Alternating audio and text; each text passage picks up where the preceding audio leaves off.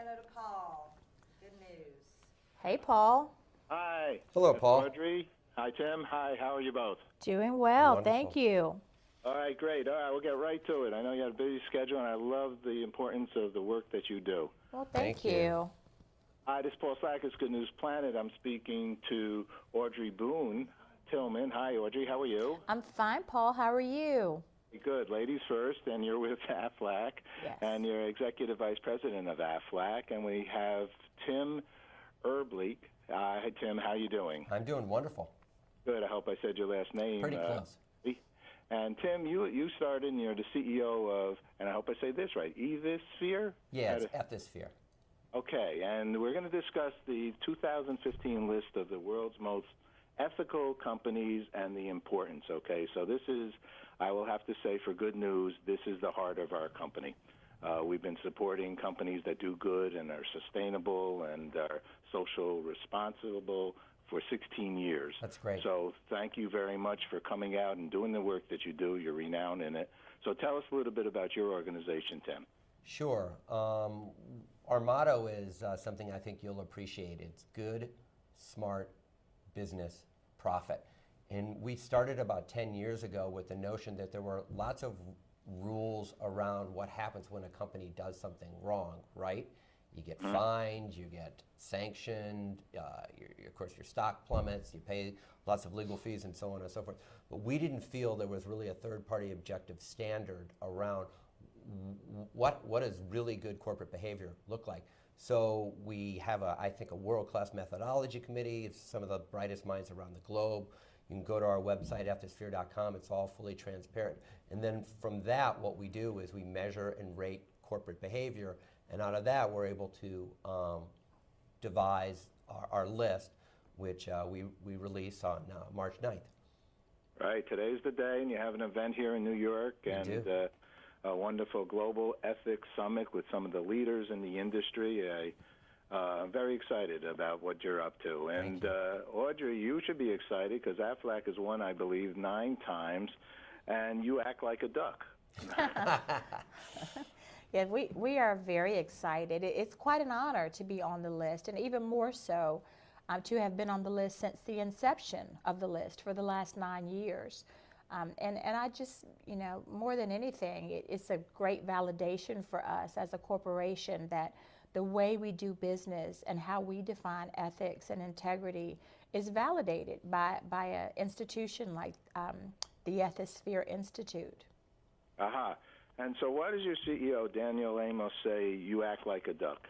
And why does your company give almost $425,000 a month to AFLAC Cancer Center, and in Japan you have a parent's house, and you're involved with energy? Why does AFLAC do all those good kinds of things? Well, it's the tone at the top. And you mentioned Dan Amos. He and his father and his uncles were the founders of AFLAC. And the company was founded on some basic principles and trying to be great corporate citizens from the outset. So when you see things like the AFLAC Pediatric Cancer Center and Blood Disorder Services and the AFLAC Children's House in Japan, I mean, we have set as a goal that that's a major philanthropic thrust for us. And so our field force, our sales associates, and our employees constantly donate and volunteer with those efforts. So not just are we focused on doing the right thing when it comes to ethics and integrity, but I'm very proud of the fact that we want to do the right thing when it comes to other types of issues as well, like diversity, like sustainability, like charitable giving, like volunteerism. Again, our culture is what drives the company, and our culture is the thing that keeps the promises that we make to our policyholders as well. Aha, Tim, what do you feel is the corporate ethics out there today, the state of it? I think it's improving. It's interesting. This is our 7th time we've done the Global Ethics Summit. It's the biggest turnout yet. We'll have a dinner to honor the WME companies tonight. We're delighted Walter Isaacson is going to be one of the keynotes. It's sold out at 600. So, and the reason, and people literally are coming from all over the globe, this is good business, and I don't think that's going away. Good. That's good for good news and good for the world, isn't it so? Audrey, wouldn't you say that? It's good for the world when the world is good. I would agree completely. All right, that's great. Let me ask you, I know you have a busy schedule in the event this evening. Let me ask you two last quick questions. One is for each of you. What's good news for you? Audrey, maybe first. Okay, thanks. Good news for me is that our company is one that does the right thing when nobody's looking, and to be awarded for that or to have accolades for that fact is a very good piece of good news. Tim, for you? Well, you know, they say about Jackie Robinson, you know, the measure of a man is the impact you have on the others.